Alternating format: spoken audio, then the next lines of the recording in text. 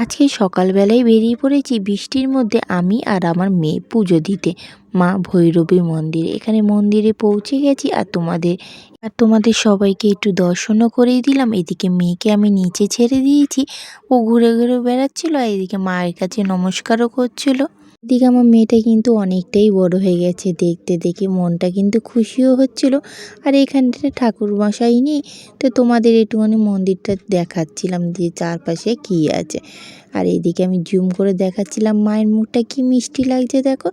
এখনও ঠাকুরমশাই আসেনি তাই বসেছিলাম, এইদিকে ঠাকুরমশাই এসে গেছে। এখানে ফুল মিষ্টি যেগুলো এনেছি সেগুলো ঝুড়িতে মা রেখে দিচ্ছিল, তার সাথে শাড়িও এনেছি সেটাও দিচ্ছিল। এদিকে ঠাকুরমশাই কিছু একটা বলছিল, যাই হোক আমি ভুলে গেছি সেটা। এখানে মায়ের পুজো শুরু করে দিয়েছে, এখানে আরতি শুরু করে দিয়েছে, আমরা সবাই দাঁড়িয়েছিলাম। তোমরাও একটু পুজোটা দেখে নাও। পুজোটা শেষ হয়ে গেছে, মায়ের মুখটা দর্শন করে ভিডিওটা এখানেই শেষ করি।